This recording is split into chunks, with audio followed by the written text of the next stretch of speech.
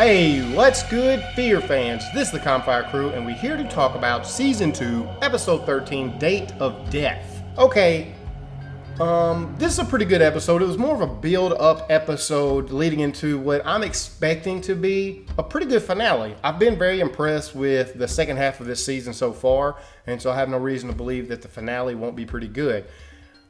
Overall, this was a pretty decent episode, but I did have a couple of issues with it, and there were two that stick out in my mind that just kind of bothered me that I'll get into a little bit later. But we've got about 6 or 7 moments that we're going to jump in and kind of break down a little bit more real quick and talk about. So I'm going to go ahead and kick it on over to Nate to get us started.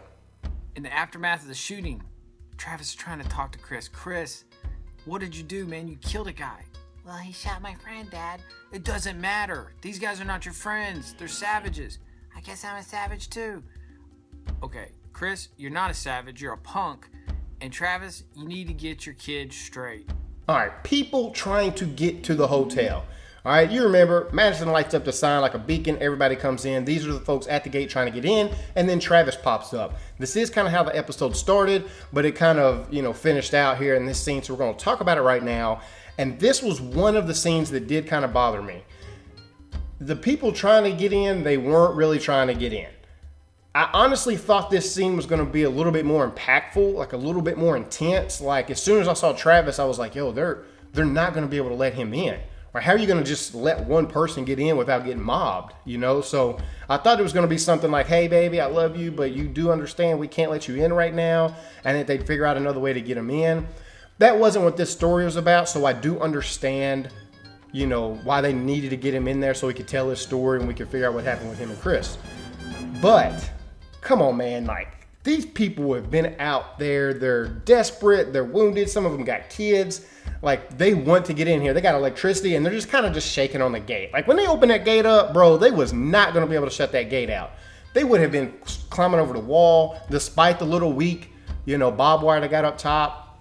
And another issue I had, is this whole resort completely walled in? Maybe I missed that in earlier episodes. So if you know, comment below and tell me, is it completely covered? I mean, this is a beach resort and they're so protected that people that's this desperate can't find a way to get in.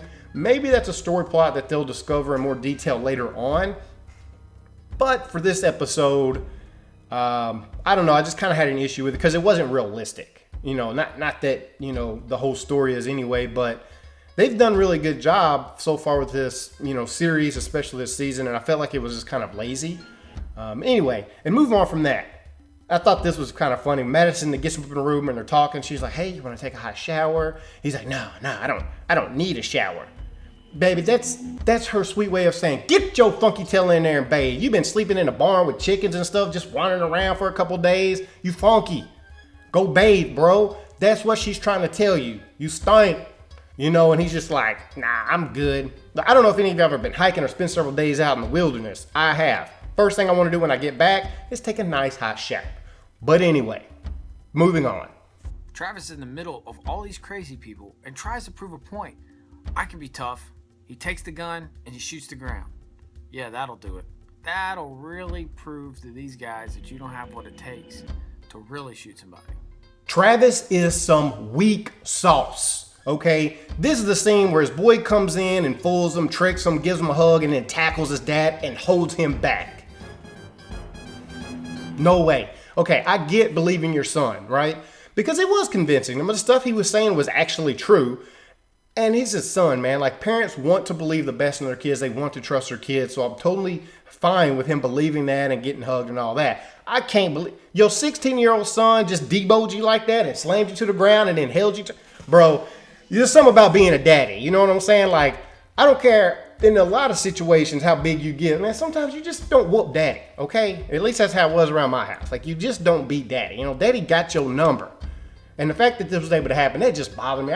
Travis is so weak, man. He is not a leader. He'll never be a leader. If you can't lead your 16-year-old son and 3 other punk kids to do what's right and be smart, just let them eat all the chickens. Bro, you let them eat all the chickens. Just give away a good food source. I'm done. I'm ranting right now because I just get aggravated because Travis is getting punked out by his kid. I don't know what else to say about that, man. Travis you're gonna have to step up, son. You're gonna have to knuckle down and handle some business sooner or later.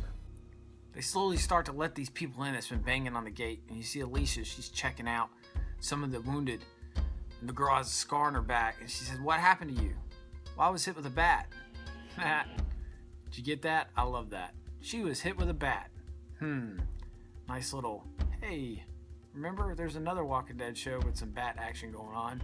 Other than that, though, it doesn't look good for them to be letting sick and wounded people into their little, newfound community. Probably not a good idea.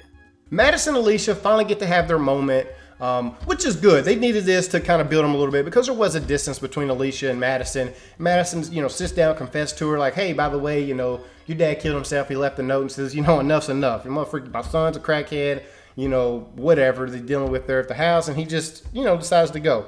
And Alicia handles it quite well. And then Madison and Alicia kind of make up and say, "Hey, I've always cared for you. I just thought you were strong. I was more focused on Nick because he was jacked up."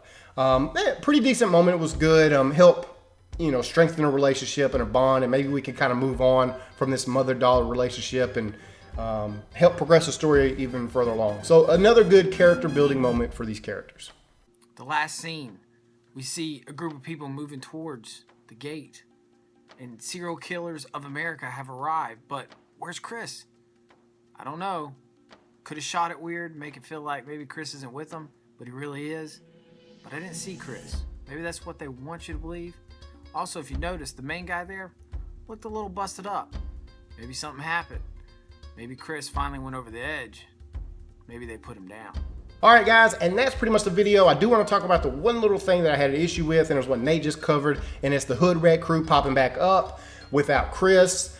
Where the freak did these guys go?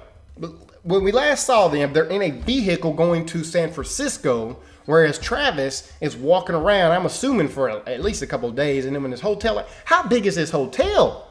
I mean, god dang, is this the only building in Mexico that's over 3 stories tall or something that everybody in the world can see it?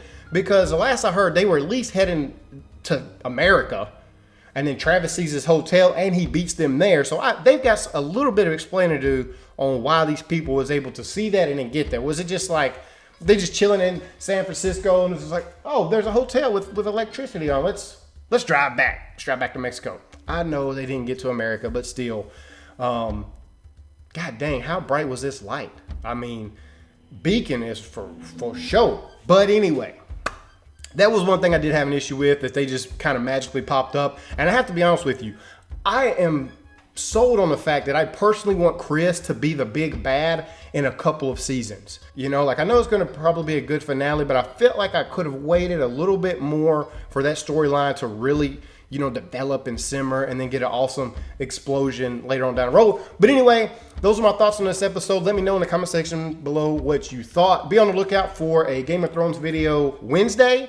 Like the video if you like the video. Subscribe if you want to see more videos like this. And until next time, guys, we're out.